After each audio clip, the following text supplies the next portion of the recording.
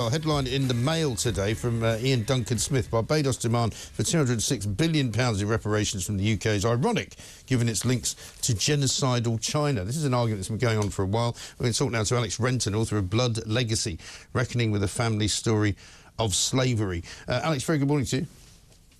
Good morning. It looks now as though there's going to be some form of sort of request/demand put into the Commonwealth meeting that comes up, I think, next week. From some West Indian nations, possibly including Barbados. I'm not sure how many others. But it is fraught with problems, this story, isn't it? Well, I mean, just for a bit of background, I mean, this is not new at all. I'm not really sure how the Mail story gets a headline, actually, because the CARICOM group of nations have been asking for talks to begin about putting right the wrongs done in this slavery period for at least 10 years. They have, but because there's a Commonwealth Head of Government meeting next week, that's why it's in the paper. Yeah, true.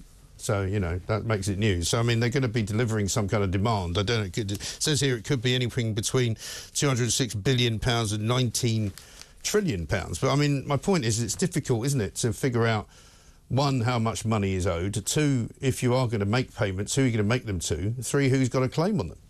Incredibly hard, and it's a huge discussion. I mean, there's a lot of people putting it in different ways. I mean, economic historians and various judges have sat and tried to sum up what the overall economic effect of shipping, kidnapping and shipping 14 million Africans to the Caribbean. This is 11 different European countries who are being challenged over this, and what the cost of that is, both then over the 250 years that Caribbean transatlantic chattel slavery lasted, and the economic costs to those peoples since then, living in poverty. Well, and you can't do it, can you? West Africa as well. Yeah, it's an enormous, thorny problem.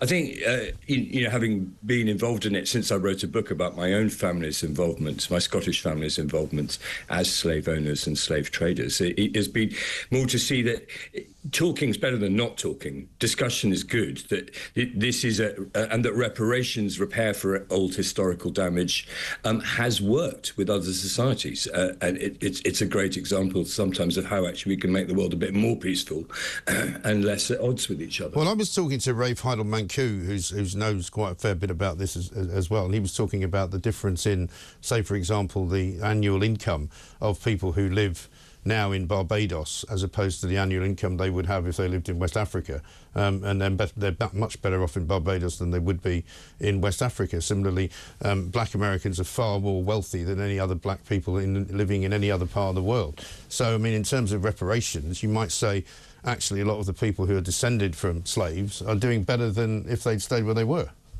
I think choosing Barbados alone is kind of doesn't really make any sense at all. I mean, the call that... Well, Barbados is the country that's going to be leading the negotiations, so that's why. It's a CARICOM move, and that includes some of the poorest countries in the entire region. I mean, Haiti, which is claiming against France, is indeed the poorest country in the whole hemisphere, and much poorer than most nations in Africa. Slavery encompassed many nations in Europe and many nations in the Caribbean and indeed West Africa, and picking out mere motley in Barbados doesn't make much sense. Okay, and in terms of your own situation, Alex, I mean, you say that your family were involved in slave trading. Have you made reparations to anyone? Well, my family are making some donations. I should say we weren't involved just in slave trading. It's an interesting thing how we like to call it the slave traders. That was just some unpleasant business practice. I mean, they were involved in the farming of human beings in Jamaica and Tobago. I mean, they treated them as farm animals. They had the same rights as farm animals, and they made profits out of sugar.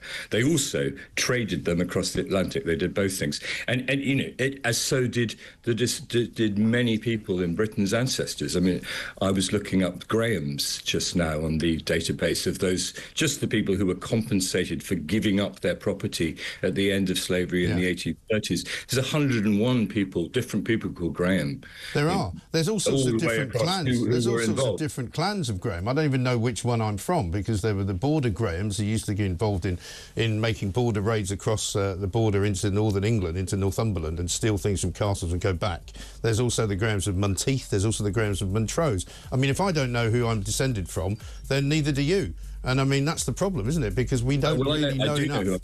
I'm lucky enough I do know who I'm descended from in this case. Yeah, but you don't know who I'm descended from, is what I mean. Tried And DNA. therefore you don't know who anybody else is descended from, and that's why you can't really possibly ever make any kind of reparation in full knowledge that you're doing it to the right people or giving it to the right people. But Alex, we're out of time, I'm afraid. Thanks for talking to me. Alex Renton, author of Blood Legacy, apparently very ashamed of his own family. But no, don't worry, they haven't made any reparations. No, not at all. None at all. A few donations, maybe, that's nice.